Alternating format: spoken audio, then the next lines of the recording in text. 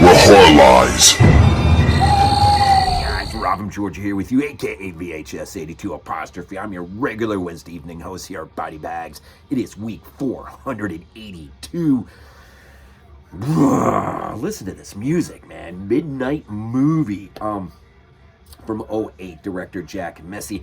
Man, an interesting film. From Bigfoot Entertainment, Glenn, man, aka BDG Reviews, our Monday reviewer here at BodyBags. This was in part of the pre-Christmas package that he sent me. I'd never seen it. I was familiar with the artwork, but never seen the film. And so this was a first-time watch. And I'll say, man, it was an interesting watch, man. I really it's one of those movies that, you know, you watch it first time through and you're like, yeah, I'm not sure what I think. And then days go by and you start thinking about it again. And you start thinking, wait a minute, that was actually pretty freaking cool. But I kind of wish it would have went, you know, further this way or that way or whatever. Basic gist here, you've got Bridget and her little brother Timmy, her boyfriend Josh, sort of at the center of things, but they're not, you know, the entire core cast. Bridget is a manager of a movie theater, local movie theater that specializes in playing the midnight movie, and that's sort of where this name comes from, right? I want to say the movie within the movie is The Dark Beneath. I should have wrote that crap down. I think it was The Dark Beneath. There's some really interesting things going on here. In the beginning of the movie, you're introduced to this situation where this guy who has created this film, but can't separate fiction from reality from unreality, and as a means of therapy or some sort of I don't know, the doctor or psychiatrist is going to allow this guy to basically watch his own movie in hopes that it might have some kind of positive effect or something. I don't know, but ultimately it does the opposite, man.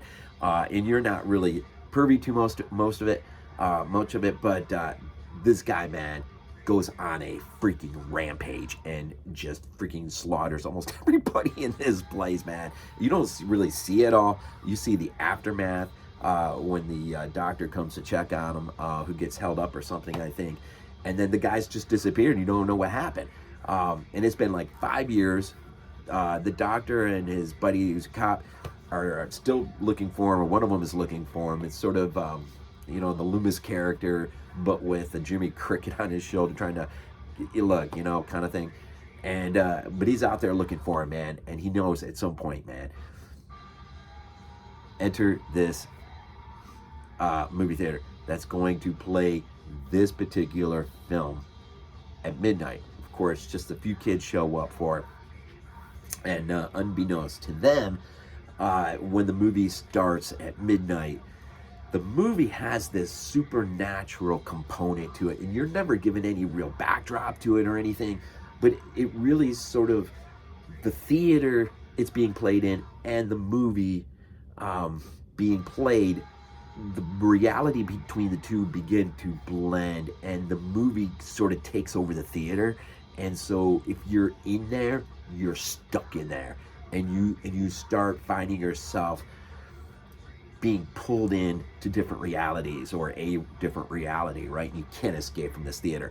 And it does have some really sort of horrifying moments where, you know, you got your characters that are at the glass doors banging as hard as they can to get out. Cops are right there. They have no sense at all that anyone is inside the theater. They think it's empty. The door's locked. They can't get in. And so move on. And yet carnage is going on. And the movie within a movie is kind of interesting because it sort of pays homage to, you know, it's sort of a blend of Texas Chainsaw Massacre and Psycho. It's sort of a weird black and white, grindy feel, sort of feel movie. And where the killer, almost who can sense fear, can slip out of the film into this reality, which is now really a much larger part of this world, and pull his victims in, man, or kill him and pull him in, and mom too. Mom is at it and killing or whatever. The gore effects, man. There's some really nifty gore effects in here. The instrument, I was watching a documentary on this. The weapon of choice is like this metal corkscrew thing. When it goes in, you turn it. And it just does. It's kind of interesting. But the director pulled it from his own past when they were thinking up something unique, and he had actually created this for something else. And so this sort of thing plays out, man. And so one by one, man. And it's also one of those films where the little boy, the brother to Timmy, Bridget's brother, he shows up to the theater because he wants to see this movie, man, right? And she has to take him home. He, of course, comes back and sneaks in somehow.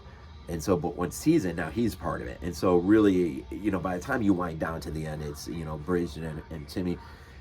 And there's a twist there at the end. And I don't know if I'm going to get into the twist or not, but this blending of realities, it really does pay homage, this film, more to the slashers of the past, be it Halloween, Nightmare on Elm Street, even Scream, in terms of realizing itself in sort of not really a meta way, but just it's kind of, it's weird. It's weird, the homage plays, but it's not an 80s throwback film in that sense. It just is a film paying homage to those things that many of us hold dear to us.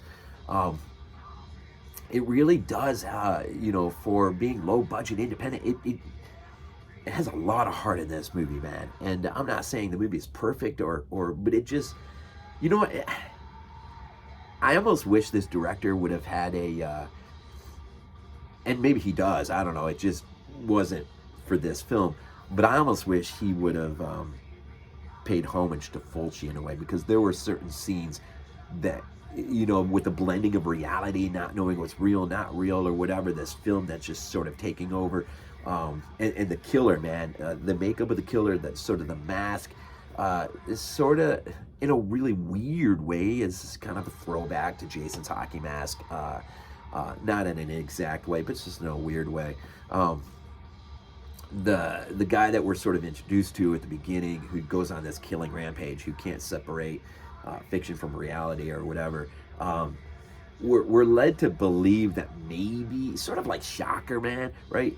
Once he goes on this killing rampage, he does leave this blood-stained room filled with all these weird symbols that really you never get into, you never really learn about. But I guess the implication is he has found a way to become one and the same with his film that he created, and so it's sort of a other type of reality that he can control, much like Freddy controls the dreams, man, right? He controls this, and some of these concepts aren't taken to their perfect ends, but it does give a lot to enjoy. And I know in the doc they were sort of really hoping they could have pushed it forward and gone a sequel or something, maybe, but maybe this is one of those movies, I don't know, best left alone. I don't know, because there is enough given, but the concept, man, the concept actually works to some interesting, horrifying moments, and it's interesting, man. It's interesting. I don't know what else to say about this midnight movie from 2008, from Jack Messitt. There's a lot to like in this, man. If you've never seen it, it's definitely worth. This is the type of movie you're gonna find in a thrift store or something for like $1 or $2. It is definitely worth picking up on the cheap, man. And even if I find it cheap on Amazon or whatever, thankfully Glenn sent this to me as a gift, so I get to enjoy it like that. But some of the moments are pretty intense, man. And Bonjour, the guy who plays Josh, really reminded me of Ezra Godin from Day Gone. So I was sort of like, I was in, man, just because I love that movie so much, and I really love Ezra Godin. This was interesting, man. So here we go. If you've never seen it, Midnight Movie.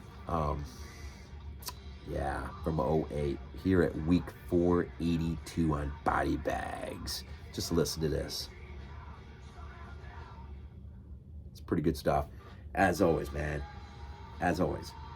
And with a win this weekend heading to the divisional round, they barely survived. But as we always say, go Bills. This is not a dream. Not a dream.